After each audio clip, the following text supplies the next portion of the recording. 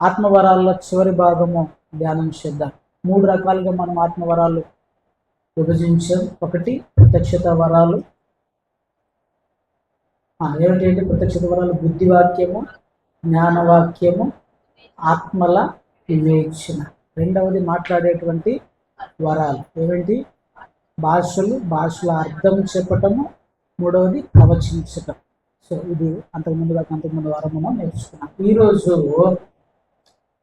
మనము సామర్థ్యపు వరాలు అని చెప్పేసి దేవుడు ఇచ్చేటువంటి వరాల్లో 3వ భాగం సామర్థ్యపు వరాలు. సో ఈ యొక్క సామర్థ్యపు వరాల్లో మనకి మొదటిగా విశ్వాస వరము, రెండవది స్వస్థపరుచు వరము, అదేవిధంగా అద్భుతములు చేయు శక్తి.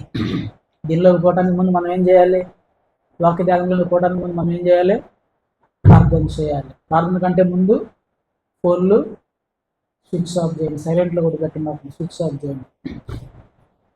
సో సామర్థ్యపు వరాలలో మనము జాగ్రత్తగా గమనిస్తే మొదటిగా మనం చూస్తే విశ్వాస వరము అని రాయబడింది. ఏంటిది? విశ్వాస వరం.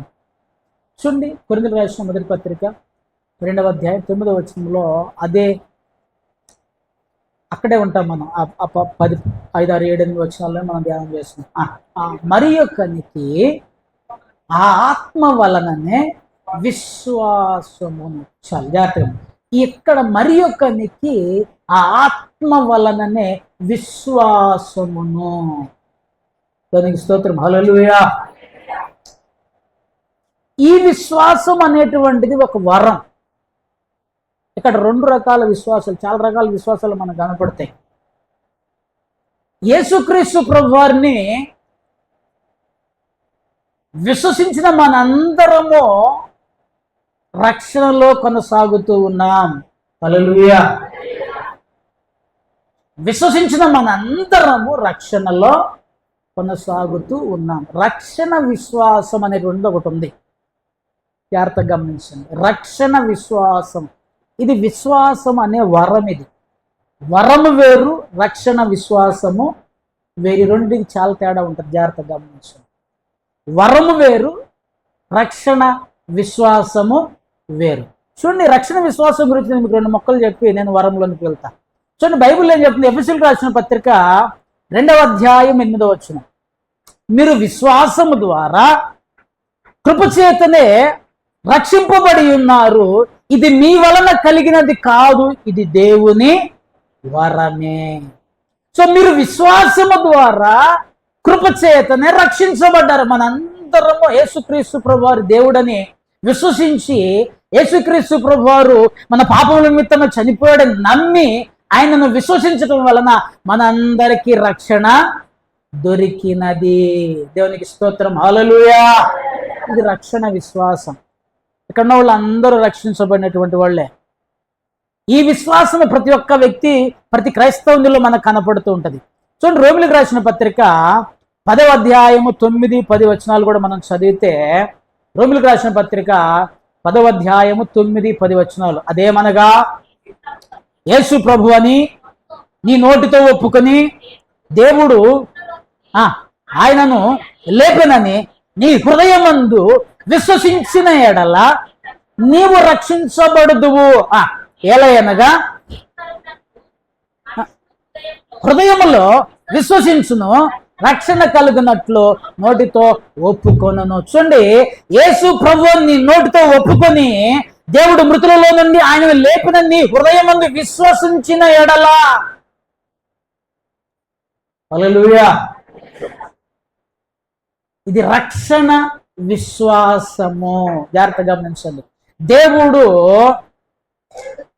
దేవుడు మన పాపముల కొరకు చనిపోయాడని, ఆయన తిరిగి లేచాడని నీ హృదయంలో నమ్మితే సో అందుకే అంటాడు, మనం విశ్వాసము ద్వారా కృపచేతనే రక్షించబడి ఉన్నాము. నీవు రక్షించబడుదువు. నీతి కలిగినట్లు మనుషుడు హృదయములో విశ్వసించును. సో ఇది ఈ విశ్వాసము రక్షణకు సంబంధించినటువంటి విశ్వాసం. కానీ ఇక్కడ ఆత్మ వరాలలో పరిశుద్ధాత్మ దేవుడు విశ్వాసం అనేటువంటి ఇంకొక వరాన్ని దేవుడు సంఘానికి ఇస్తూ ఉన్నాడు. ఇది సపరేట్. ఈ యొక్క విశ్వాస వరం అనేటువంటిది ఒక ప్రత్యేకమైనటువంటిది, ఒక ప్రత్యేకమైనటువంటి స్పెషల్ ఫెయిత్ అన్నారు ఇంగ్లీష్లో. స్పెషల్ ఫెయిత్ అని ఉంటుంది. ఒక ప్రత్యేకమైనటువంటి ఎబిలిటీని ఈ యొక్క దేవుడు ఎట్లయితే స్వస్థపరిచేటువంటి, లేకపోతే అక్కడ ఉన్నటువంటి బుద్ధివాక్యము, జ్ఞానవాక్యము, లేకపోతే ఈ యొక్క 9 వరాలలో దేవుడు ఏదైతే ఇస్తున్నాడు, ఇవన్నీ ఒక ప్రత్యేకమైనటువంటి సామర్థ్యాలుగా మనకు కనపడుతూ ఉన్నాయి. చూడండి, మీకు కొన్ని విషయాలు నేను మీకు ఇక్కడ తెలియచేస్తాను. చూడండి, కొరింథీయులకు రాసిన మొదటి పత్రిక 13వ అధ్యాయము ఒక మాట ఉంటుంది ఇక్కడ. కొరింథీయులకు రాసిన మొదటి పత్రిక 13వ అధ్యాయం 2వ వచనంలో జాగ్రత్త, ప్రవచించు కృపావరములు కలిగి మర్మములన్నీయు జ్ఞానమంతయు ఎరిగిన వాడనైనది. ఇక్కడ ఒక విశ్వాసం ఉంటుంది, జాగ్రత్తగా. కొండలను పికిలింపగల పరిపూర్ణ విశ్వాసము గలవాడనైనను. ఇక్కడ రండి, ఇక్కడ ఒక విశ్వాసం కనపడుతుంది మనకి. ఎటువంటి విశ్వాసం అట? కొండలను పికిలింపగల పరిపూర్ణ విశ్వాసము గలవాడనైనను అంటున్నాడు.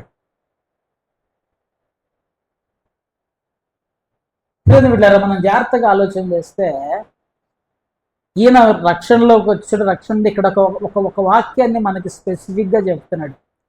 కొండలను పికిలింపగలిగినటువంటి విశ్వాసాన్ని కలిగి ఉన్నాడట. కొండలను పిగిలించగలిగిన విశ్వాసం మనకుందా? కొండ అంటే ఏంటిదో మనకు తెలియాలి, చూపిస్తా. దీనికంటే ముందు ఇంకొక ఎగ్జాంపుల్ చెప్తున్నాను విశ్వాసం గురించి. యేసుక్రీస్తు ప్రభువారు మార్కు సువార్త 11వ అధ్యాయము 23వ వచనంలో చూసినట్లయితే, ఎవడైనను ఈ కొండను చూచి, మార్కు సువార్త, నీవు ఎత్తబడి సముద్రములో పడవేయబడుమని చెప్పి తన మనస్సులో సందేహింపక నమ్మిన ఎడల వాడు చెప్పినది జరుగునని మీతో నిశ్చయముగా చెప్పుచున్నాడు. ఎవడైనా ఈ కొండను చూచి నీవు ఎత్తబడి సముద్రములో పడవేయబడదు అని చెప్పి తన మనస్సులో సందేహింపక తాను చెప్పినది నమ్మిన ఎడల. ఇప్పుడు మనం ఏ కొండ దగ్గరకు పోదాం మరి ఈ లెక్కను నెరవేర్చడానికి? ఏ కొండ దగ్గరకు పోదాం? అసలు ఈ స్టోరీ అంతా ఎందుకు, ఈ పదం ఎందుకు చెప్పాడు? యేసుక్రీస్తు ప్రభువారు యెరూషలేముకు వెళ్తూ ఉన్నప్పుడు పక్కన అంజూరపు చెట్టు ఒకటి కనపడుతుంది. అంజూరపు చెట్టు ఆకలయ్యి ఆయన అంజూరపు చెట్టు దగ్గరికి పోతాడు, ఏమన్నా ఉన్నాయేమో చూద్దామని. అది ఫలములు ఇవ్వకపోయేసరికి, దాని మీద ఒక్క కాయ కూడా లేకపోయేసరికి దాన్ని శపిస్తాడు. శపించి అటు పోతారు యెరూషలేముకి. తిరిగి వచ్చేటప్పుడు అది ఎండిపోయి ఉండటం అక్కడ శిష్యులు గమనిస్తారు. ఎండిపోయి ఉండటం గమనించినప్పుడు వాళ్ళు యేసుక్రీస్తు ప్రభువుతో, అయ్యా ఇదిగో ఈ అంజూరపు చెట్టు ఎండిపోయింది అన్నప్పుడు యేసుక్రీస్తు ప్రభువారు ఏం చెప్తారంటే, ఉపమానము, ఉదాహరణ, వాళ్ళకి అవగాహన కొరకు, మీరు అక్కడ ఏదో కొండ ఉండొచ్చు, బహుశా ఈ కొండను చూసి ఎత్తి సముద్రంలో పడవేయబడదు అని చెప్పి దానిని విషయమే సందేహింపక పరిపూర్ణమైన విశ్వాసము అనే వరం ఉన్నటువంటి వాడు సందేహించడు. వాడి బ్రతుకులలో అనుమానాలకు తావులేనే లేదు. ఈ కొండలను ఆయన పికిలింపగలిగిన విశ్వాసము కలిగి ఉంటున్నాడు. నేను మీకు ఒక వ్యక్తిని చూపిస్తా. కొండ అంటే కొండ కాదు, వాస్తవానికి సమస్య. చూడండి, మనం జాగ్రత్తగా గమనించినట్లయితే సమూయేలు గ్రంథము 17వ అధ్యాయము 45వ వచనంలోనికి రండి. సమూయేలు గ్రంథము 17వ అధ్యాయము 45వ వచనం. దావీదు, నువ్వు కత్తియు ఈటెయు బల్లెమును ధరించుకొని వచ్చుచున్నావు. నీవు తిరస్కరించిన ఇశ్రాయేలీయుల సైన్యములకు అధిపతియగు యెహోవా పేరట వచ్చుచున్నాను. జాగ్రత్త, ఈ స్టోరీ అంతా మనకు బాగా తెలుసు, నేను కొత్తగా ఏదో చెప్పటం కాదు. 6 మూరల జానడు ఉన్నాడు ఒకడు. ఎంత ఎత్తున్నాడు? 6 మూరల జానడు అంటే ఆల్మోస్ట్ ఆల్ మోర్ అంటే 1.5 ఫీట్ 9 ఫీట్లు 9 ఫీట్ల మీద జాన దగ్గర 9.5 ఫీట్లు ఉంటాడు. అంటే ఈ స్లాబ్ కంటే ఎక్కువ ఉంటాడు. మన స్లాబ్ కంటే హైట్ ఉన్నాడు. ఈయన చాలా పిల్లవాడు, నూనెగు మీసాలు ఉన్నటువంటి వ్యక్తి, అంత చిన్న వయసులో ఉన్నటువంటి వ్యక్తి. మనందరికీ తెలిసిన స్టోరీ. అక్కడ యుద్ధం జరుగుతుంది. అవతల నుంచి వాడు వచ్చి గాతువాడైన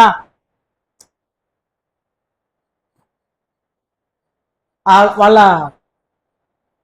గొలియాతు వచ్చి, అంటే అతని ఊరి పేరు గాతువాడైన గొలియాతు అని ఉంటుంది అక్కడ. గొలియాతు వచ్చి దేవుని తిరస్కరిస్తూ, దేవుని సమాజాన్ని తిరస్కరిస్తూ, దేవుని సమాజాన్ని తిరస్కరిస్తూ ఛాలెంజ్ చేస్తూ ఉన్నప్పుడు ఒక్కడు కూడా ముందుకు రాలే. ఇక్కడ నా ప్రశ్న ఏంటంటే, ఇక్కడ ఉన్న వాళ్ళందరూ క్రైస్తవులు కాదా? అంటే క్రైస్తవులు అంటే యూదులు, దేవుని నమ్మిన వాళ్ళ కాదా? ఈ ప్రశ్న. సరే, క్రైస్తవులు అనే ప్రశ్న పక్కన, దేవుని గురించి తెలిసిన వాళ్ళ కాదా? దేవుని గురించి విశ్వాసం, దేవుని నమ్మిన వాళ్ళ కాదా?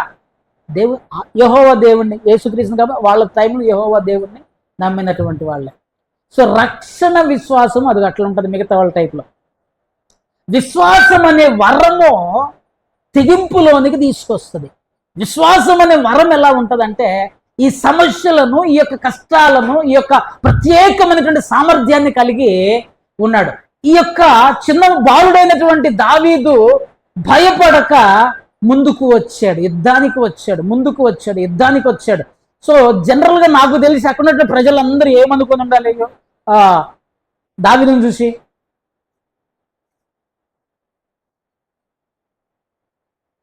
జనరల్గా దావీదును చూసి అక్కడ సైన్యం కానీ, ఊరోళ్ళు కానీ, ప్రజలు కానీ ఏమనుకుని ఉండాలంటే, వీడు మనల్ని అన్యాయంగా ఓడించటానికి పోతున్నాడు. అవతల సమాజం ఏమనుకుని ఉంటుంది? దొరికాడురా. ఈడు గొలియాతు కూడా ఏమనుకున్నాడు? కుక్కను కొట్టడానికి వచ్చినట్టు వస్తున్నావు నువ్వు నా దగ్గరికి, 2 రాళ్ళు పట్టుకొని, కర్ర పట్టుకొని నిన్ను బాగా శపించాడు, భయంకరమైన మాటలు తిట్టాడు, నిన్ను నాశనం చేస్తా అంటే, విశ్వాస వరము పరిస్థితులకు ఎదురెళ్ళేటువంటిది, పరిస్థితులను జయించేటువంటిది, పరిస్థితులకు అతీతముగా ఉండేటువంటిది. ఒకటే మాట చెప్పాడు, నువ్వు తిరస్కరించిన సైన్యములకు అధిపతి యెహోవా పేరట నేను యుద్ధానికి వస్తున్నాను. సో ఇతని యొక్క విశ్వాసం ఎవరి మీద? దేవుని మీద. ఇతని యొక్క నమ్మకం ఎవరి మీద? దేవుని మీద. ఇతని యొక్క బలం ఎవరి మీద? దేవుని మీద. ఇతని యొక్క సామర్థ్యం దేని మీద? దేవుని మీద. నీ యొక్క సామర్థ్యం, నా యొక్క సామర్థ్యం దేని మీద? హల్లెలూయా. మిగతా ఇశ్రాయేలు జనాంగం అంతా దేవుణ్ణి నమ్మామన్నట్టున్నారంతే.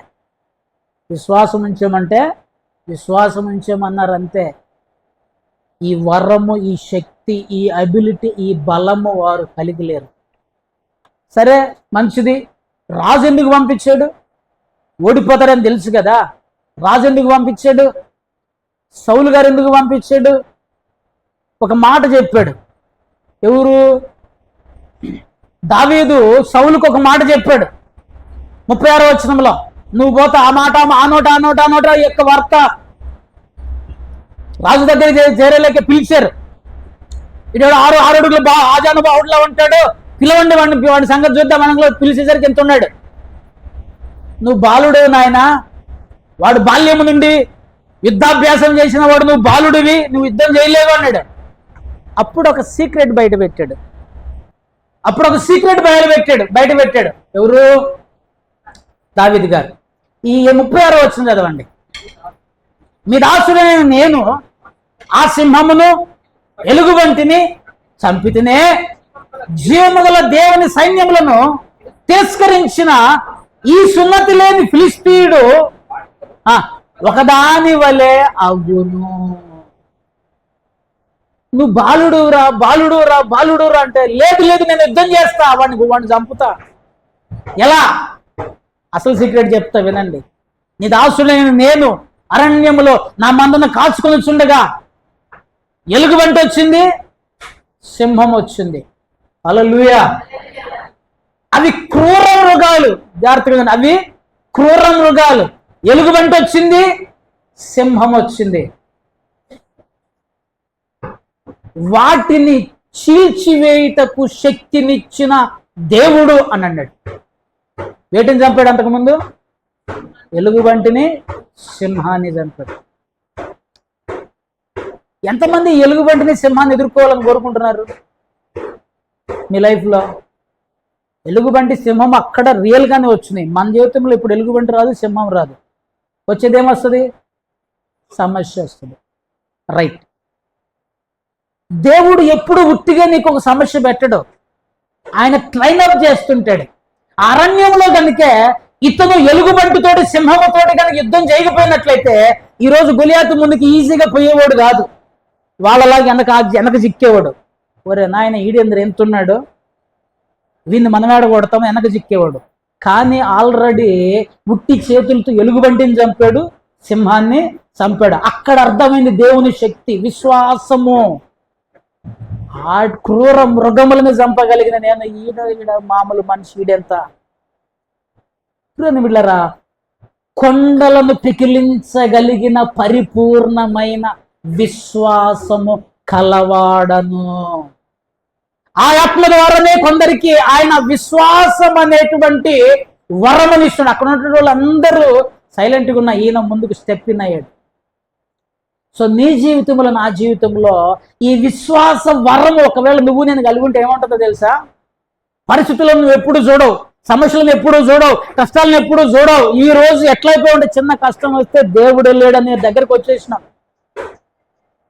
దేవుడే లేడనేటువంటి దగ్గరికి, చిన్న కష్టానికి, చిన్న సమస్యకి, చిన్న బాధకి నువ్వు అక్కడ కొదమ సింహాన్ని, ఎలుగుబంటిని ఎదుర్కోవడానికి భయపడుతూ పిరికి వాళ్ళంగా అవుతున్నావు. పిరికివాడు దేవుని రాజ్యానికి వారసుడుగానే కాదు, ఎదిరించగలిగిన వాడు, దేవుని కొరకు నిలబడగలిగిన వాడు, దేవుని కొరకు తనకి ఏమైనా సరే అని అది విశ్వాసం, వరము. వీళ్ళరా, మనం ఎక్కడ ఆగిపోతున్నామంటే అక్కడే ఆగిపోతున్నాం. గుంపులో ఒకటిగా నువ్వు ఉన్నావు, కానీ గుంపులు దాటి ఒకడు వచ్చాడు. గుంపులో ఒకటిగా నువ్వు ఉన్నావు, గుంపులు దాటి నేను ఉండటానికి గుంపులో ఉంటాను, గుంపులు దాటి ఒకడు వచ్చాడు ముందుకే. ఆ ఒక్కడు ఇశ్రాయేలుకు విజయాన్ని అందించగలిగిన వాడు, ఆడు విశ్వాస వరము కలిగిన వాడు. ఆ వ్యక్తి విశ్వాస వరము, విశ్వాసం అనేటువంటిది, దాన్ని మనం ఎక్సర్సైజ్ చేయవలసిన వారం అంటున్నాం. ఇంకొక వ్యక్తి గురించి నేను మీకు చూపిస్తాను, ఇంకో టీం గురించి. రండి. ఇంగ్లీష్లో ఈ పదానికి ఏమని పేరు పెట్టారంటే faith in the fire. Faith in the fire. వీళ్ళు చెప్పిన మాట మరీ దారుణంగా ఉంది. చూడండి, దానియేలు గ్రంథం 3వ అధ్యాయం 17-18 వచనాలు. దానియేలు గ్రంథము 3వ అధ్యాయము 17. సేవించుచున్న దేవుడు మండుచున్న వేడిమి గల మమ్మలను తప్పించి రక్షించుటకు సమర్థుడు. అరియు పడకుండా రక్షించును. ఒకవేళ రక్షింపకపోయినను రాజా నిలబెట్టించిన బంగారు ప్రతిమకు తెలిసికొనుము. ఎవరిళ్ళు? హల్లెలూయా చెప్పండి, నోటి చెప్పండి, చెప్పండి హల్లెలూయా.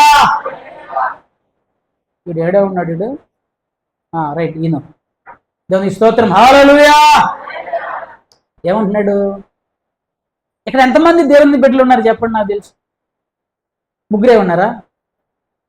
ఇక్కడున్న వాళ్ళు మీరు కాదండి. ఈ సిచ్యువేషన్లో దేవుని బిడ్డలు ఎంతమంది? ముగ్గురా? ఇజ్రాయెల్ నుంచి నెబుకద్నెజర్ ఎంతమంది ముంచకపోయాడు? గుంపు ఇజ్రాయెల్ సమాజం మొత్తాన్ని పట్టకపోయాడు. అక్కడ ఉన్న ప్రజలు ఎంతమంది? ఇది నా ప్రశ్న. నెబుకద్నెజర్ ప్రతిమంది నిలబెట్టి ఈ ప్రతి బోర ఊదుతారు, వీణ వాయిస్తారు, సింఫనీ వాయిస్తారా, రైట్. ఎవడైతే ఈ బోర స్వరం వింటాడో వాడు ఆ ప్రతిమకు మొక్కాలే. ప్రతిమకు మొక్కాలే. ఒకసారి వీణ మోగింది, ముగ్గురు నిలబడ్డారు, ఇంతే. అందరూ మిగతా దేవుని ఇశ్రాయేలీయులు ఏమయ్యారు? అది నా క్వశ్చన్. మిగతా ఇశ్రాయేలీయులు ఏమయ్యారు? విశ్వాసం లేదా వాళ్ళకి? కాంప్రమైజ్ అయ్యారు. విశ్వాసము ఉంది, కాంప్రమైజ్ అవుతున్నావు క్రైస్తవుడు. విశ్వాస వరము వేరు. ఆడు కాంప్రమైజ్ కాడు. ఆడు సచ్చినా మంచిది అనుకుంటాడు, బతికినా మంచిది అనుకుంటాడు. Compromise Christianity.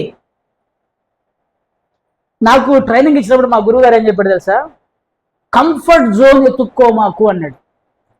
శివస్వామి అని నా ట్రైనర్, బైబిల్ ట్రైనర్, ఆయన చనిపోయాడు. ఆయన ఎంత విశ్వాసం కలిగినాడంటే, ఆయన 2 కిడ్నీలు ఖరాబ్ అయినాయి.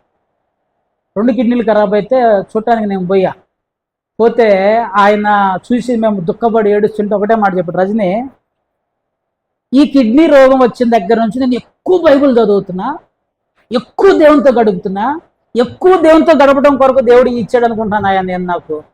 కాబట్టి నువ్వు ఏడమాకు, బాధపడమాకు అన్నాడు. అటువంటి విశ్వాసం కలిగినటువంటి వ్యక్తి ఆయన. ఆయన నాకేం చెప్పాడు తెలుసా? నాకు ట్రైనింగ్ ఇచ్చినప్పుడు, కంఫర్ట్ జోన్ ఎత్తుక్కో మాకు, కంఫర్ట్గా ఉండే జోన్ ఎత్తుక్కో మాకు. అస్సలకి ఎప్పటికీ కూడా కంఫర్ట్గా ఉండడానికి ప్రయత్నం చేయ మాకు. సో కంఫర్ట్గా ఉంటున్నావు అంటే సాతాను నీకు చాలా దగ్గరగా వస్తున్నాడు అని అర్థం. నువ్వెప్పుడు రిస్కీగా ఉండటానికి, రిస్క్ ఫేస్ చేయడానికి, నువ్వెప్పుడు కూడా సమస్యలను ఫేస్ చేయడానికి రెడీగా ఉండు. అదే విశ్వాసం అని చెప్పాడు. అప్పటి నుంచి అట్లాగే బ్రతుకుతున్నాం మనం. చూడండి, దేశం సాగిలపడింది. ఒక ముగ్గురు నిలబడ్డారు. వాళ్ళకి విశ్వాసం లేదా? విశ్వాస వరం అంటే ప్రత్యేకంగా నిలబడతావు నువ్వు, ప్రత్యేకంగా నీ బ్రతుకుని ప్రభు కొరకు సమర్పిస్తావు. వీళ్ళు 2 మాటలు చెప్పారు.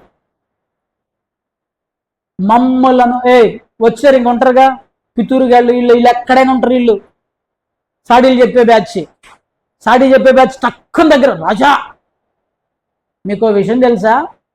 మీరు రాజకార్యములను జరిగించుటకు నియమించిన వీళ్ళు మామూలు వాళ్ళు కాదు. వీళ్ళు ముగ్గురు, మీరు చదువుకోండి అక్కడ. మీరు రాజకార్యములను జరిగించుటకు నియమించిన ఈ ముగ్గురు ప్రతిమకు మొక్కటం లేదు.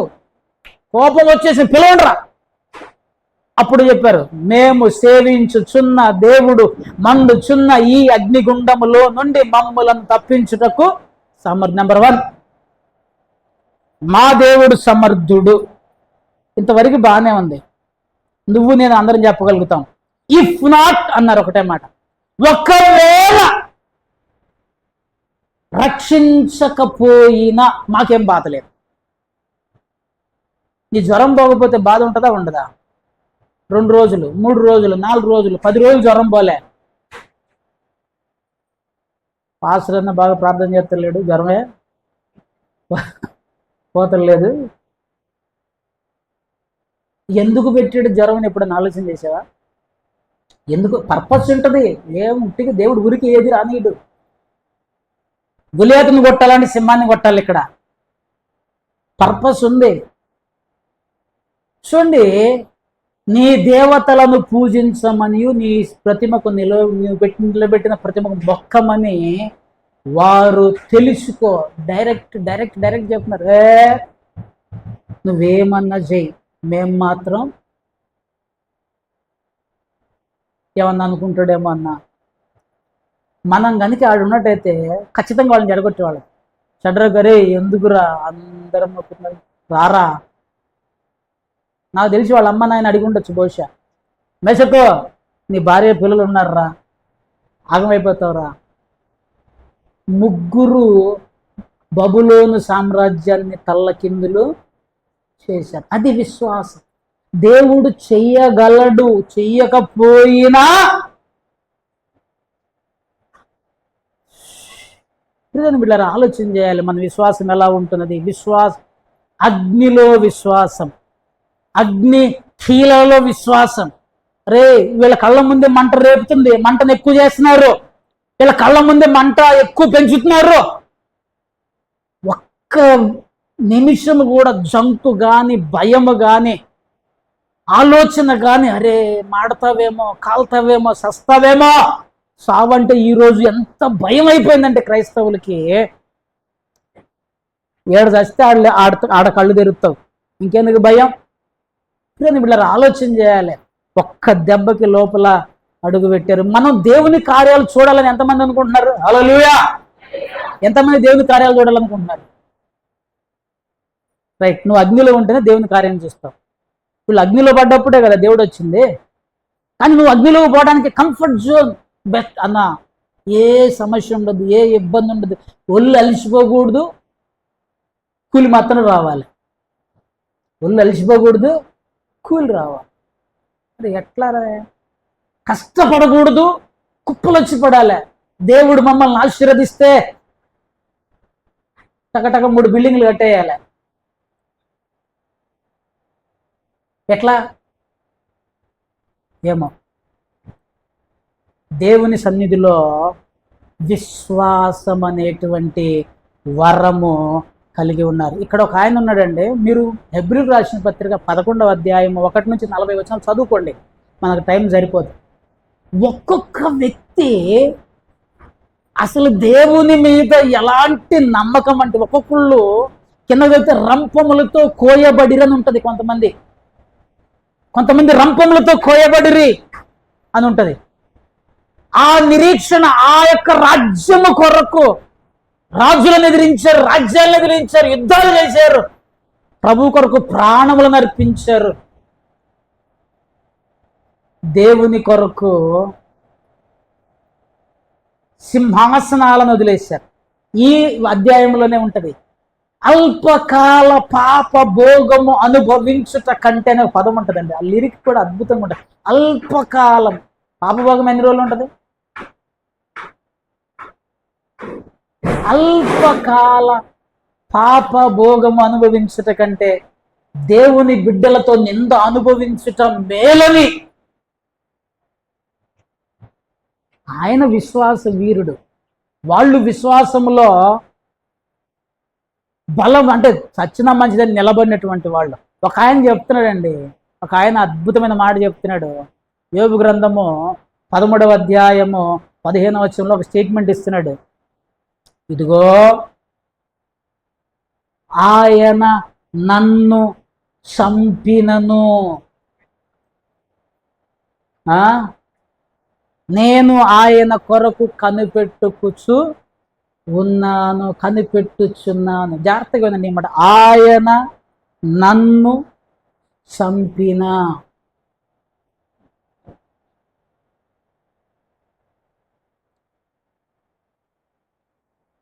ఆయన నన్ను చంపిన, నేను ఆయన కొరకు కనిపెట్టుచున్నాను. ఆయన నాకు అనారోగ్యం ఇచ్చిన, నెక్స్ట్ మనమే కంప్లీట్ చేయాలి. ఆయన నాకు అనారోగ్యము ఇచ్చిన, ఆరోగ్యంగా అనారోగ్యం ఇచ్చిన, రోగం వచ్చింది, రోగం తీసేయలేదు, తీసేయకపోయినా ఏం చేస్తారు? కంప్లీట్ చేయండి. నేను ఆయన కొరకు కనిపెట్టుచున్నాను. ఆయన నాకు బాధలు కలగజేసిన, ఆయన నా వ్యాపారం తీసేసిన, ఆయన నాకు ఏ లాభం చేయకపోయినా, అబ్బో కనిపెట్టుకోవడం సంగతి. ముందు ఆదివారం చర్చికి రండి సార్. మన విశ్వాసం అంటే, నేను ఎందుకు మిమ్మల్ని క్రిటిసైజ్ చేయడం కాదు, ఎవరిని విమర్శించాలన్న ఉద్దేశం కాదు. విశ్వాసము షడ్రక్ మేషక్ అబేద్నెగో అనేటువంటి వాళ్ళు ఆయన మమ్మల్ని విడిపించగలడు అన్నారు. మరి నీ స్థితిని మార్చలేడా? నీ పరిస్థితిని మార్చలేడా? నీ జీవితాన్ని మార్చలేడా? నీ బ్రతుకును మార్చలేడా? మరి ఎందుకు నమ్మకం ఉంచలేం మనం? వై నాట్ అంటే, మనము మిగతా గుంపులో ఉంటున్నాం. వీళ్ళు ముగ్గురు ముందుకు వచ్చారు. మిగతా గుంపులో ఉన్నటువంటి వాడు వానికి ప్రత్యేకత అనేటువంటిది కనపడదు. సో ప్రియమైన బిడ్డలారా, మనం ఆలోచించవలసి, మన విశ్వాసం ఎక్కడుంది? ప్రభు అన్నాడు, మరి ఆవగించంత విశ్వాసం ఉంటే చాలన్నాడు. అంటే అది కూడా లేదా మన దగ్గర? అది కూడా లేని స్థితిలో ఉన్నామా? ఒక స్త్రీని ఘోరంగా తిడతాడు యేసుక్రీస్తు ప్రభువు. బయటకు చూస్తే కుక్క అన్నట్టు మాట్లాడతాడు. అయినా ఆమె వదిలిపెట్టదు. వాళ్ళ కూతురి యొక్క ఆరోగ్యం కొరకు అయినా వదిలిపెట్టదు. ప్రభువా ప్రభువా ప్రభువా, నిజమే ప్రభువా, కుక్కలు కూడా బలం మీద నుంచి పడ్డ రొట్టె ముక్కలు తింటే కదా. అమ్మా అన్నాడు. ఆ మాట తర్వాత అమ్మా అన్నాడు. ఇప్పుడు నన్ను యేసుక్రీస్తు ఏమని పిలవాలి? ఆ విశ్వాసం కనపరిస్తే అంటాడు, లేకపోతే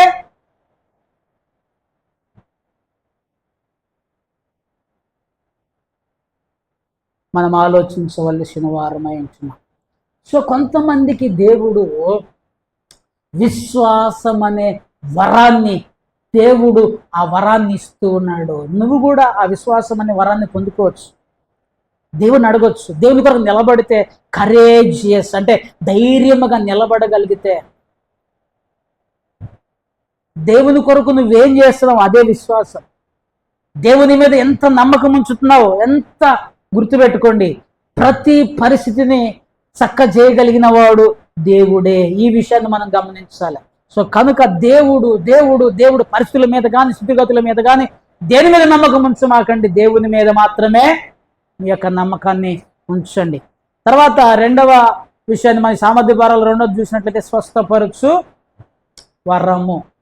ఇక్కడ స్వస్థపరచు వరము కాదు, వరములను అనే పదం ఉంటుంది, ప్లూరల్ ఉంటుంది. అక్కడ మనం జాగ్రత్తగా గమనిస్తే స్వస్థపరచు, ఇంకా ఎవరిదమ్మా ఫోన్ మోగుతుంది, స్వస్థపరచు వరములను అని రాయబడింది. చూడండి 9వ వచనం, మరి ఒకనికి ఆ ఒక్క ఆత్మ ద్వారానే, ఆత్మ వలననే విశ్వాసమును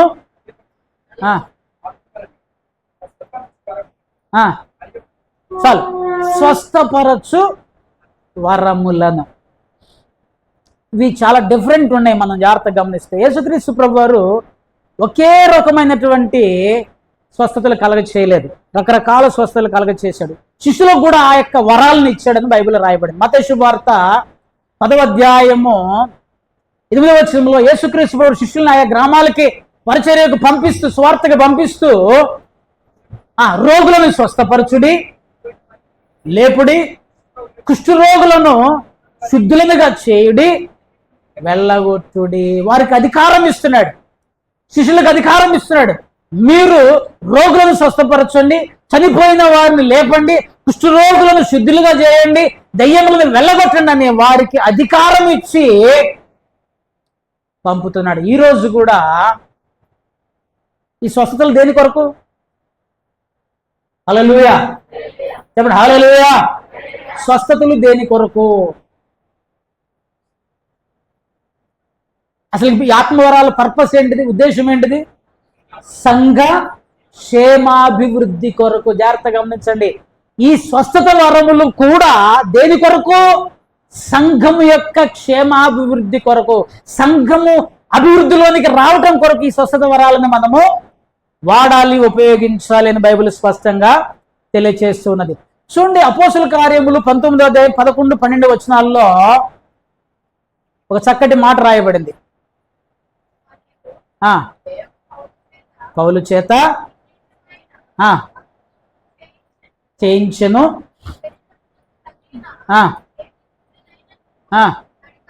నడికట్లైనను రోగుల యొద్దకు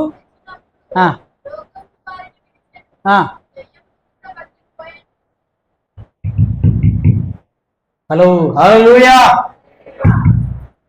ఇది ఒక్కసారి జాగ్రత్తగా అబ్జర్వ్ చేయండి. దేవుడు పౌలు చేత విశేషమైన అద్భుతములను చేయించెను. రైట్. అతని శరీరమునకు తగిలిన చేతి గుడ్డలైనను నడికట్లైనను రోగుల యొద్దకు తెచ్చినప్పుడు రోగములు వారిని విడిచెను, దయ్యములు కూడా వదిలిపోయాను. ఒక నడికంటే ఆయనకు దెబ్బలు తగిలినప్పుడు కానీ, లేకపోతే చేతి గుడ్డలు కట్టినప్పుడు కానీ, నడుము కట్టుకునే గుడ్డలు కానీ తీసుకొని ఆ యొక్క గుడ్డలు రోగం కలిగినటువంటి వాళ్ళ దగ్గర తీసుకొచ్చినప్పుడు ఈ వస్త్రములలో ఉన్న వలన ఆ యొక్క అభిషేకం అనుకోండి, ఆ స్వస్థత అనుకోండి, ఆ యొక్క భక్తి అనుకోండి, లేకపోతే ఆయనకు ఉన్నటువంటి విశ్వాసం అనుకోండి, వాటి ద్వారా అక్కడ ఉన్నటువంటి రోగగ్రస్తులు బాగయ్యారు. దయ్యములు కూడా వారిని విడిచిపోయినాయి. ఇప్పుడు నా ప్రశ్న ఏంటంటే, ఇప్పుడే ఈ రకమైనటువంటి అద్భుతములు చేయగలిగిన పౌలు గారు ఈ రోజుల్లో ఉన్నాడనుకో ఎట్లుంటది? సమాజం అంతా ఎవరి మీద, ఇప్పుడు దృష్టి అంతా ఎవరి మీద ఉంటుంది? పౌలు గారి మీద. ఈరోజు సమాజంలో చాలా మంది స్వస్థతలు చేస్తున్నామని చెప్తున్నారు. ప్రజల యొక్క గురంతా ఎక్కడ ఉంటుంది? కానీ మనం గమనించాల్సిన ఒక ముఖ్యం, స్వస్థత వరములు ఉన్నాయి, కానీ స్వస్థత వరములకు మూలమేంటిది అనేటువంటిది మనం గమనించాలి. మీరు కొరింథీయులకు రాసిన 2వ పత్రిక 12వ అధ్యాయం 8, 7, 8, 9 వచనాలు మనం చదివితే పౌలు గారు ఈ రకంగా మాట్లాడుతున్నాడు. నా శరీరంలో ఒక ముళ్ళుంది. ఏముందట? హల్లెలూయా. ఏముందట? మళ్ళీ చెప్పాలి. ఏముంది? ముళ్ళుంది. దానిని తీసివేయమని నేను దేవుణ్ణి మారు వేడుకున్నాను.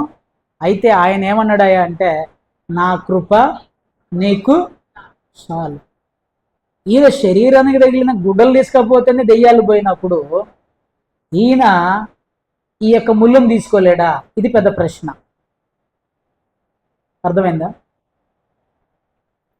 నీ దృష్టి ఎవరి మీద ఉండాలి? ఈ గుడ్డలు తీసుకపోతే అద్భుతం చేసింది ఎవరు? అందుకని 11వ వచనంలో చెప్పాడు, దేవుడు పౌలు చేత విశేషమైన అద్భుతములను. ఈ స్వస్థత వరం ఇచ్చిన వ్యక్తి ఎవరు? దేవుడు. జాగ్రత్తగా వినండి. మనుషుల వైపు చూడమాకండి, మనుషులను దృష్టించమాకండి. దేవుని సేవకులను గౌరవించండి, వారిని అభిమానించండి, వారితో మర్యాదగా ఉండండి, వారిని గౌరవించండి, వారిని ప్రేమించండి. కానీ దేవుని సేవకులను దేవుని స్థానములోనికి తీసుకురావడానికి చేయమాకండి. చాలా మంది చేస్తున్న పని ఇదే. కొంచెం స్వస్థపరిచేటువంటి వరం ఉంది అననంగల్లోనే ఇక ఆయనే దేవుడు అయిపోతున్నాడు, ఆయనే ప్రభు అయిపోతున్నాడు, ఆయనే ఇక నీకు అసలుకి ఏ టు జెడ్ దేవుడు ఏసై వచ్చి అరే నేనురా అంటే కూడా కాదు కాదు కాదు ఈయనే అనేటట్టు అయిపోయింది ఈరోజు క్రైస్తవ సమాజం. పరిగెడుతున్నారు. వాక్యము లేదు, పరిశుద్ధత లేదు, జీవితం లేదు. అవన్నీ పక్కన పెట్టి కాలు నొప్పి పోతుంది అంటే పరిగెడుతున్నారు. కాలు నొప్పి పోయింది, నరకానికి పోతావు. ఏది కావాలి నీకు? కాలు నొప్పి పోతే సరేనా? నరకానికి పోతే సరేవా? ఏది కావాలి నీకు? ఏది తప్పించబడాలి? గుర్తుపెట్టుకోండి. స్వస్థతలు లేవని నేను చెప్తలేను. స్వస్థతలు ఉన్నాయి. సంఘ క్షేమాభివృద్ధి కొరకు దేవుడు స్వస్థతలను ఇచ్చాడని నేనే చెప్తున్నాను. కానీ మరి స్వస్థత కలగ చేసినటువంటి అంత అద్భుతములు చేసిన పౌలు గారికి కూడా బలహీనత ఉందంటే దాని అర్థం ఏంటిది? నువ్వు దేవుని యందు విశ్వాసం ఉంచాలి. స్వస్థపరుచు దేవుని యందే. ఆ ఒక్క ఆత్మ వలననే ప్రతి వరానికి ఆ ఒక్క ఆత్మ వలననే ఆ ఆత్మ దేవుడు కొందరిని స్వస్థపరచు. అందరికీ స్వస్థతలు ఇస్తాడని చెప్పేసి దేవుడు చెప్పలే. అందరినీ స్వస్థపరుస్తానని చెప్పలే దేవుడు. ఆ స్వస్థపరిచే వరం కలిగి ఉంటారని చెప్పలే. ఒకడు వాక్యం చెప్పగలుగుతాడు, దేవుడు ఆ ఎబిలిటీ అతనికి ఇచ్చాడు. ఒక వ్యక్తి స్వస్థపరచగలుగుతాడు, ఆ సామర్థ్యం దేవుడు ఒక వ్యక్తికి ఇచ్చాడు. సో కనుక మనము జాగ్రత్తగా ఆలోచించేయాలి. మోసపోవద్దు. ఎందుకన్నా వేరే వాళ్ళు అంటే కోపం అంటారేమో. కోపం కాదు, మీరు ఆలోచన చేయండి. నేను రాత్రి కాదు మొన్న రాత్రి రైల్వే స్టేషన్లో ఒక వ్యక్తి కలిసాడు నాకు. నా పక్కన సాగర్ ఉన్నాడు. అడగండి మీరు తర్వాత. బాగా చెప్పుకుంటాడు. నేనే ఇంటికి రావాలి, ఆయనే వదులుతలేడు. చెప్తున్నాడు. ఏం జరిగిందంటే 3.5 లక్షల నష్టపోయానయ్యా, అదుగో అనేసరికి నేను నమ్మి అక్కడ పోయాను. దేవుడు ఆ పని చేయమంటున్నాడు, ఈ పని చేయమంటున్నాడు. నా ఆటో అమ్మేసిన, పొలం అమ్మేసిన, ప్లాట్ అమ్మేసిన, ఆ పని దేవుడు నాతో చెప్పాడు. అది చేయనగలని ఇది చేసిన మొత్తం లాస్ అయ్యి ఇప్పుడు కిరాయి ఆటో నడుపుకుంటున్నా. 3.5 లక్షలు నష్టపోయినందంటే ఇప్పుడు నేను నీతో మాట్లాడేంత టైం లేదా బాబు. నేను ఇప్పుడే ట్రైన్ దిగాను, మళ్ళీ ఒకసారి మాట్లాడదాంలే పో అని చెప్పిన. ఎందుకని నేను నాకు వేరే వాళ్ళ మీద ద్వేషమో పగో నాకంత, నేను అసలు అంత దూరం కూడా ఆలోచన చేయను. మీరు గ్రహించాలి, ఎక్కడ పడితే అక్కడ మోసపోవద్దు అనేటువంటిది. బైబిల్ వాక్యాన్ని అనుసరించండి, స్వస్థతలు ఉన్నాయి, దేవుడు కార్యం చేస్తాడు. విశ్వాసముతో మనం ప్రార్థన చేయవలసిన వారమై ఉంటున్నామని చెప్పేసి బైబిల్ స్పష్టంగా తెలియజేస్తుంది. యేసుక్రీస్తు ప్రభు వారు ఎన్నో రకాల స్వస్థత పరిచర్యలు జరిగించినట్లుగా మనం చూస్తాం. గుడ్డివారిని బాగు చేశాడు, కుంటివారిని బాగు చేశాడు, పక్షవాతం గల వారిని బాగు చేశాడు, రక్తస్రావం కలిగినటువంటి వారిని బాగు చేశాడు, జ్వరముతో ఉన్నటువంటి ఆమెను బాగు చేశాడు, దయ్యములు పట్టినటువంటి వారిని బాగు చేశాడు. స్వస్థత వరములు, వరము కాదు వరములు, అనేక రకాలైన స్వస్థతలు చేసేటువంటి శక్తిని దేవుడు తన సంఘానికి, తన ప్రజలకు, తన యొక్క ఏర్పరచుకున్నటువంటి సేవకులకు ఇస్తున్నట్లుగా మనం చూస్తూ ఉన్నాం. ఒకే విధానాన్ని వాడలే, ఒకే విధానాన్ని ప్రభువు స్వస్థత పరిచర్యలు ఎక్కడా వాడలే. ఆయన పరిచర్యలలో, స్వస్థత పరిచర్యలో రకరకాల విధానాలు వాడాడు. ఒకటే మోసదారిలో యేసుక్రీస్తు ప్రభువు ఎప్పుడు పోలే. అంటే ఏంటంటే, కొంతమంది, నాకు తెలిసిన స్వస్థతలు కొన్ని ఉన్నాయి. అరటిపళ్ళు తెస్తారట, ఒక ఆయన అరటిపళ్ళు తెస్తాడు, బాదం చేస్తాడు, ఇది తినండి అంటాడు, తింటే గర్భం వస్తుంది అని చెప్తున్నాడు. ఇక అదే అట్లా యేసుక్రీస్తు ప్రభువు ఎక్కడ ఒకటే విధానాన్ని వాడలే. యేసుక్రీస్తు ప్రభు రకరకాల పద్ధతులు వాడాడు. మీరు జాగ్రత్త గమనించండి. ఆయన వాడిన పద్ధతుల్లో కొన్ని పద్ధతులు, కొంతమందిని తాకి స్వస్థపరిచాడు, కొంతమందితో మాటతో స్వస్థపరిచాడు, కొంతమందికి చేతులు కళ్ళ మీద పెట్టి స్వస్థపరిచాడు. ఒక ఆమె వస్త్రం ముట్టుకుంటేనే స్వస్థపరచబడింది. మూర్ఛ వ్యాధి కలిగిన వాడి దగ్గరికి యేసుక్రీస్తు ప్రభువు ముట్టుకోలేదు, పట్టుకోలేదు, ఊరు కట్టబోయి నిలబడ్డాడు. ఆయన నీడబడగానే వాడు స్వస్థపరచబడ్డాడు. ఒక వ్యక్తి అయితే అసలు దూరం ఉన్నటువంటి వ్యక్తిని స్వస్థపరిచాడు. ఆ సెంచురియన్, ఆ శతాధిపతి యొక్క పనివాడు ఎక్కడుండి స్వస్థపరచబడుతుంటే అక్కడ స్వస్థత కలిగింది. ప్రియమైన బిడ్డలారా, ఒకటే మోస విధానాన్ని యేసుక్రీస్తు ప్రభువారు అనుసరించిన రకరకాల పద్ధతులను వాడినట్లుగా మనం చూస్తాం. చూడండి, అపోస్తుల కార్యములు 3వ అధ్యాయం 12వ వచనంలో పేతురు చూచి ఇట్లా, నేను వీరి విషయమై మా సొంత శక్తి చేతనైనను భక్తి చేతనైనను నడువను బలమిచ్చినట్టుగా తేరి చూచుచున్నారు. కాదు 16 చదువు. ఇక మధ్యలో కొంచెం వేరే స్టోరీ చెప్తాను. ఆయన నామమందలి విశ్వాస మూలముగా ఆయన నామమే వీనిని స్వస్థపరచెను. ఆయన వలన కలిగిన విశ్వాసమే మీ అందరి ఎదుట వీనికి పూర్ణ స్వస్థత కలుగా చేసెను. దేవునికి స్తోత్రం, హల్లెలూయా. పుట్టు కుంటివాడు ఒకడు ఉన్నాడు అక్కడ దేవాలయం దగ్గర. పేతురు యోహానులు దేవాలయంలోకి ప్రార్థనకు పోతున్నారు. ఎన్ని గంటలకి? హల్లెలూయా. ఎన్ని గంటలకి?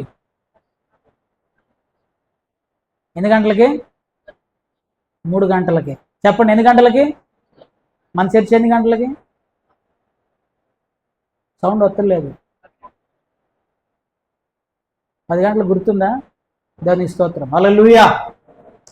3 గంటలకి ప్రార్థన చేయడానికి పోతున్నారు. అక్కడ కుంటివాడు ఉన్నాడు. నా క్వశ్చన్ ఏంటంటే, అంతకుముందు పేతురు యోహానులు వాడిని చూడలేదా? చూసే ఉంటారు. ఆ సందర్భం వచ్చింది. ఆ కుంటివాణిని పట్టుకుని యేసు నామములో లేచినడు అన్నప్పుడు వాని చీల మండలు బలము పొందెను. వాడు దిక్కున లేచి నడిచెను, గంతులు వేయుచు దేవుణ్ణి స్తుతించుచు దేవాలయములోనికి వెళ్ళెను. ఇప్పుడు చూడండి, ప్రజలందరూ చూస్తున్నారు, ఇక ఆశ్చర్యపోయి చూస్తున్నారు. పేతురు గారు లేచాడు.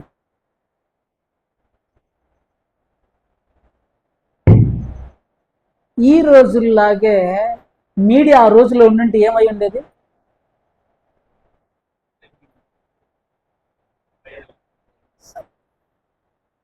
పేతురు చేయబట్టుకున్నది ఒక వీడియో, ఆడు లేచింది ఒక వీడియో, ఆడు పరిగెత్తి దప్ప టప్ప టప్ప. కుంటివాడిని లేపిన రజనీ పాస్టర్, కుంటివాడిని లేపిన, వేరే వాళ్ళ పేరు చెప్తలే, నా పేరు చెప్పకుండా, కుంటివాడిని లేపిన రజనీ పాస్టర్ బ్యానర్లు లేచాయి, ఫ్లెక్సీలు లేచాయి, యేసు రక్తం జయం. ఒక ఫోటో నాది, ఒక ఫోటో అయింది. అట్లే మొత్తం ఇక ఎక్కడంటే అక్కడ మోగిపోయేది. పేతురు గారు వీళ్ళందరూ చూస్తుంటే అనాలిగా పేతురు గారు కొద్దిగా ఇట్లా గల్లా పైకి ఎగిరేసి దేవునికి స్తోత్రం ఏమనలే. ఆయన ఏమంటుండంటే, ఎందుకు మీరు మా కళ్ళి చూస్తున్నారు, మా కళ్ళు ఎందుకు చూస్తున్నారు? స్వస్థపరిచిన వాడను నేను కాదు. చూడండి, మా సొంత శక్తి చేతనైనను భక్తి చేతనైనను నడువను వీనికి బలం ఇచ్చినట్లుగా మీరెందుకు మా తట్టు ఎందుకు చూస్తున్నారు మీరు? మా సొంత శక్తి కాదు, మా సొంత బలము కాదు, మరి ఏంటిది? ఆయన నామమందలి విశ్వాసము మూలముగా. ఎవరి నామమందలి విశ్వాసము? ఆయన నామమందలి విశ్వాస మూలముగా. ఆయన నామమే మీరు చూచుచున్న ఈయనకి, మీరు ఎరిగి ఉన్న వీనికి ఆయన వలన కలిగిన విశ్వాసమే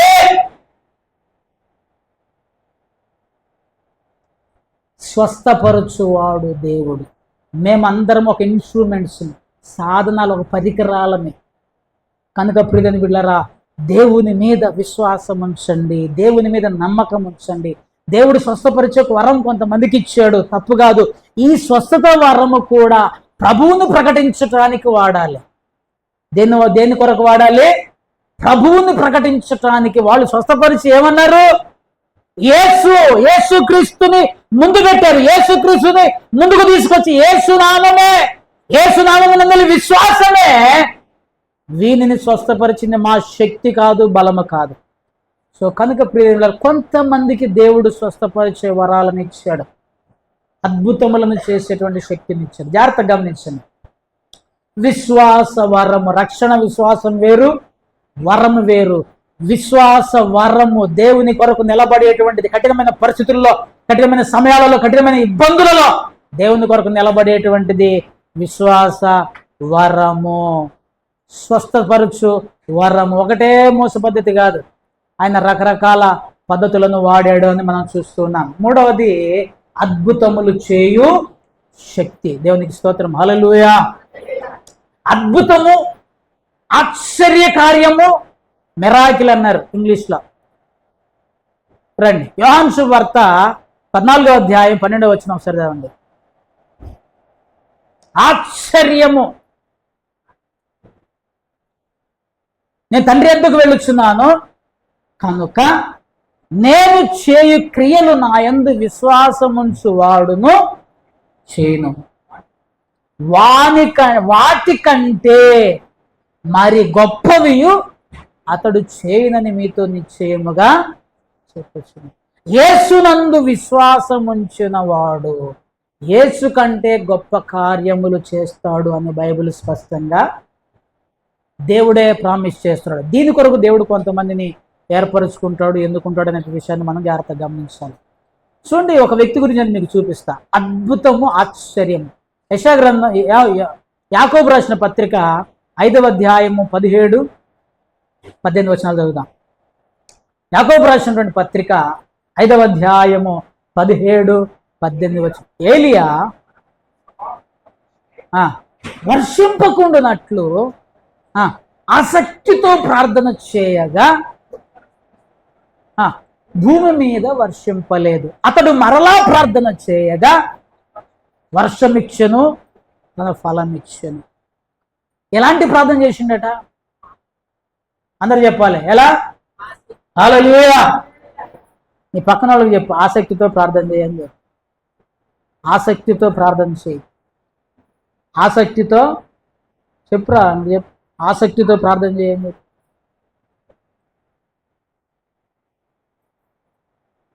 ఏం చెప్పమంటారన్నా, నేనే ఆసక్తిగా ప్రార్థన చేస్తలేను, ఇంక పక్కన వాళ్ళకి ఏం చెప్తారన్నంటారా? అద్భుతం జరగాలంటే ఆసక్తితో చేయాలి. ఈయనకి వాస్తవానికైతే ఏలియా ఆకాశం నుండి అగ్నిని దించిన వాడు.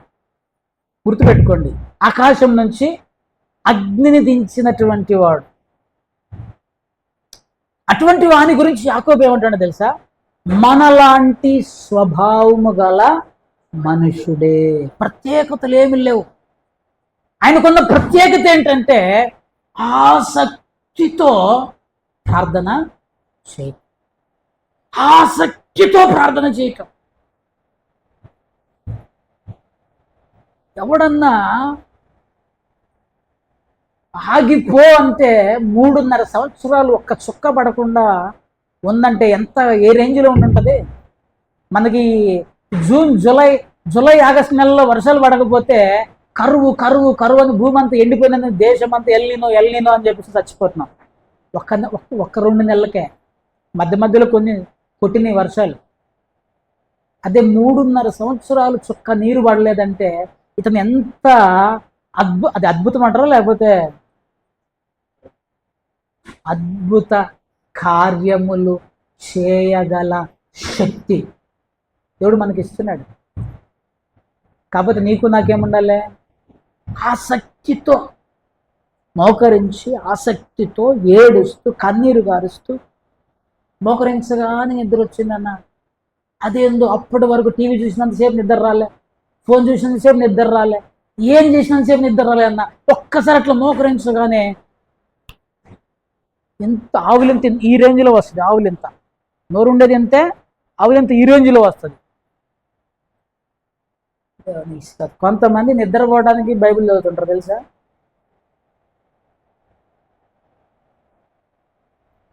ఎక్స్పీరియన్స్ ఎక్కడ చూడండి, నమ్మకము, దేవుని ఎడల విశ్వాసము. మనం రాజుల గ్రంథంలో ఈ మాటలు మనకు కనపడతాయి. 18వ అధ్యాయం, మొదటి రాజుల గ్రంథం 18వ అధ్యాయం రండి, 42వ వచనంలో ఒక చక్కటి మాట ఉంటుంది. ఈ మాట నాకు అవసరం, ఎందుకంటే 18వ అధ్యాయం 42వ వచనం.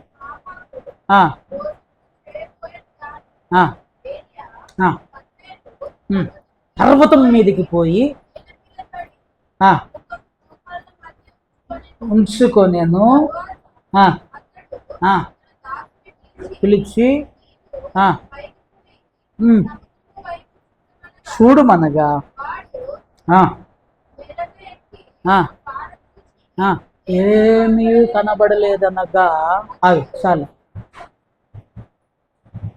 అహాబుకు చెప్పాడు ఏలియా, నువ్వు వెళ్ళిపో, వర్షము విస్తారమైన జలముల శబ్దం వినపడుతుంది, నువ్వు వెళ్ళు. తడవకముందే ఇంటికి పోయా బాబా అన్నాడు. ఆయన రథం ఎక్కాడు ఇంటికి పోవటానికి, ఈయన కొండెక్కాడు, మోకాళ్ళ మీద మధ్యలో తల ఉంచాడు. బొమ్మ కనపడుతుందా? ఏమంటారు ఆ పొజిషన్ని? ఆ పొజిషన్ దేనికి వాడతారు? దేనికి సింబల్ అది? ప్రార్థన, సరెండర్. దేవుని దగ్గర మోకాళ్ళు వేసాడు. ఇక మోకాళ్ళు వేసి ఇక ప్రార్థన చేయడం మొదలుపెట్టాడు. ఆసక్తితో అన్నాడు యాకోబు. సేవకుడిని పిలిచాడే, పోయి చూసిరాపో అన్నాడు. పైకి ఎక్కి కొండెక్కి చూడన్నాడు. ఒకసారి పోయాడు, ఏం కనపడతలేదు. అంతేనా? మోకాళ్ళు నుంచాడు. మళ్ళీ పోయి చూసిరాపో అన్నాడు. ఏం కనపడతలేదయ్యా. మళ్ళీ మోకాళ్ళు వేసాడు. మళ్ళీ పోయి చూసిరాపో అన్నాడు. ఏం కనపడతలేదయ్యా. మళ్ళీ మోకాళ్ళు వేసాడు. ఏం కనపడతలే. యారా, ఏం కనపడతలేదా? ఏం కనపడతలేదయ్యా. ఏ పోదాం పారా మనం కూడా ఇంటికి. పాయి దేవుడి మన మాట వినేటట్టు. ఏ పోదాం పారా.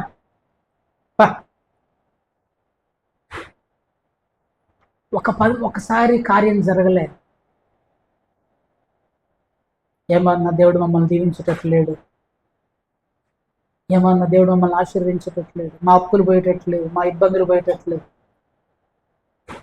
ఒకసారి మోకరించి, రెండోసారి మోకరించి, మూడోసారి మోకరించి. నమ్మకం ఎక్కడా? విశ్వాసం ఎక్కడా? 7 సార్లు పోయిరా పోరా బాబు అన్నాడు. 7ఓసారి కూడా పంపించాడు. 6 సార్లు ఫెయిల్ అయ్యాడు. 7ఓసారి కూడా నువ్వు, నాకు తెలిసి అక్కడ శిష్యుడు అనేటువంటి వాడు వెక్స్ అయిపోయి ఉండాలి. సరే అబ్బా, ఈ గురువు గారు ఏందయ్యా, మా పాస్ అంతే ఎప్పటికీ ప్రార్థన చేయను, రమ్మంటాడు పొమ్మంటాడు, ఆ మీటింగ్ ఈ మీటింగ్. నిజంగా వాడికి ఎంత విశ్వాసం! ఆ శిష్యుడు ఏలే సంగతి పక్క పెట్టండి, ఆ శిష్యుడికి తన బ్రతుకులో ఇంకోసారి ఏదైనా సమస్య అయితే ఏమనుకునేవాడు? మా గురువు గారు 7 సార్లు వదిలిపెట్టకుండా చేశాడు, నేను కూడా చేస్తా. నమ్మకం అది. మన విశ్వాసము చూడండి, అద్భుతము. 3.5 సంవత్సరాలు మూసుకుపోయినటువంటి ఆకాశపు తూములు అద్భుతం. ఒక్కసారి అరిచేతంత మేఘములో ఎన్ని నీళ్ళు ఉంటాయా? చిన్న మేలు జరిగిందన్న, పెద్ద మేలు జరగలేదన్న. చిన్నగానే ప్రారంభమవుతుంది, ప్రారంభం చిన్నగానే ఉంటుంది. కాకపోతే నువ్వు అనుకున్నట్టు ఒక్కసారిగా మేడలు వచ్చాయో, కార్లు వచ్చాయో, బంగ్లాలు వచ్చాయో. క్రమక్రమముగా దేవుడు దీవిస్తాడు. సో క్రమక్రమముగా దీవించబడతావు. నేను ఎందుకు ఈ మాటలు చెప్తున్నానంటే, దేవుణ్ణి నమ్మండి. ఎవరు నమ్మాలే? దేవుని నమ్ము. నీ జీవితంలో దేవుని నమ్ము అంతే. నీ వ్యాపారమా, నీ ఉద్యోగమా, నీ పని, నీ యొక్క కుటుంబమా, ఏదైనా సరే దేవుని నమ్ము. దేవుడు తప్ప ఇంకా ఏది కూడా నీకు నాకు సాయం చేయలేదు. ఆ ఒక్క దేవుడే, ఆ ఒక్క దేవుడే, ఆ ఒక్క దేవుడే, ఆ ఒక్క దేవుడే అద్భుతములు చేయగలిగిన వాడు. ఆ ఒక్క దేవుడే స్వస్థపరచగలిగిన, ఆ ఒక్క దేవుడే విశ్వాసం ఇవ్వగలిగిన వాడు. ఆ ఒక్క దేవుణ్ణి ఏలియా నమ్మాడు గనుక అద్భుతం చేశాడు. అరచేతంతా మేఘము ప్రారంభమైతే చాలు రారా అన్నాడు, అంతే. విస్తారమైన వర్షం. నీ జీవితంలో ఈ ఆసక్తితో కూడిన ప్రార్థనలు పెట్టండి అన్న. ఉపవాస ప్రార్థనకు రండి.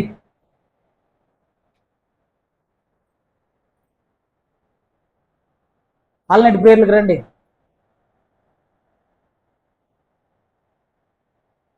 అన్న ప్రార్థనలే పెట్టడు, ఉన్న ప్రార్థనలే పెట్టబోతున్నాయి. ఆలోచించండి. నాకు మీరు వచ్చిన సంతోషం, రాకపోతే బాధ. రాకపోయిన సంతోషం అని చెప్పను, కానీ రాకపోతే బాధ ఉంటుంది. మీరు ఆలోచన చేసుకోండి. నేను మిమ్మల్ని, ఒక భక్తుడు ఏమన్నాడు తెలుసా, ఒక పాస్టర్ గారు, నాకు చాలా ఆశ్చర్యం అనిపించింది. ఒక మంచి వాక్యం చెప్పిన తర్వాత ఆయన ఒక అతను వచ్చి, బాగా చెప్పారండి మీరు, మంచి వాక్యం చెప్పారు అన్నాడట.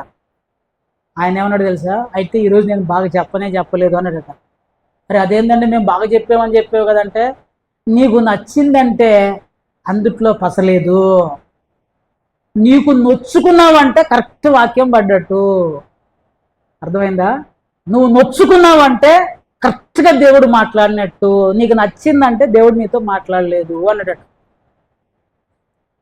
మీరు నొచ్చుకున్నారంటే దేవుడు మీతో మాట్లాడతాడని అర్థం. సో గమనించండి, ఆలోచన చేయండి. నేను ముగిస్తున్నాను ప్రియని విల్లరా. మనం ఈరోజు విశ్వాసం అనేటువంటి వరము, అంటే సామర్థ్య వరాల విశ్వాసము. నిలబడు, మంటల్లోనైనా నిలబడు. చిన్నటికి తొణగమాకు. నా దేవుడు నన్ను చంపినను, ఆయన నన్ను చంపినను, నేను ఆయన కొరకు కనిపెట్టుచున్నాను, నేను ఆయన కొరకు కనిపెట్టుచున్నాను. చంపిందాకాడున్నారండి. చిన్న వాటికి కావికలమైపోతున్నాం. ప్రభు నిన్ను చంపడు, ప్రభు నిన్ను పస్తులు పడుకోబెట్టడు, ప్రభు నిన్ను ఇబ్బందులు పాలు చేయడు. నువ్వు ఆయన యందు విశ్వాసముంచు. మరి ఒకనికి స్వస్థపరచు వరములు. దేవుడు కొంతమందిని స్వస్థపరిచేటువంటి వారిని చేశాడు. దేవుడు కొంతమందిని అద్భుతములు చేసే వారిని చేశాడు. సో కనుక ప్రియులారా, వరాలు ఉన్నాయి. వరాలు ఇవ్వబడ్డాయి. దేవుడు నీకు ఒకవేళ వీటిలో ఏదన్నా వరం ఇస్తే దాన్ని వాడు దాన్ని పాడు చేయి, మాకు కప్పిపెట్ట, మాకు వాడి ప్రభు పరిచర్య కొరకు, ప్రభు యొక్క రాజ్య వ్యాప్తి కొరకు దాన్ని ఉపయోగించు. దేవుడు నిన్ను దీవించును గాక. ఆమేన్. తలలు వంచుకొని ప్రార్థన చేసుకున్నాం. స్తోత్రం. Glory to God. హల్లెలూయా.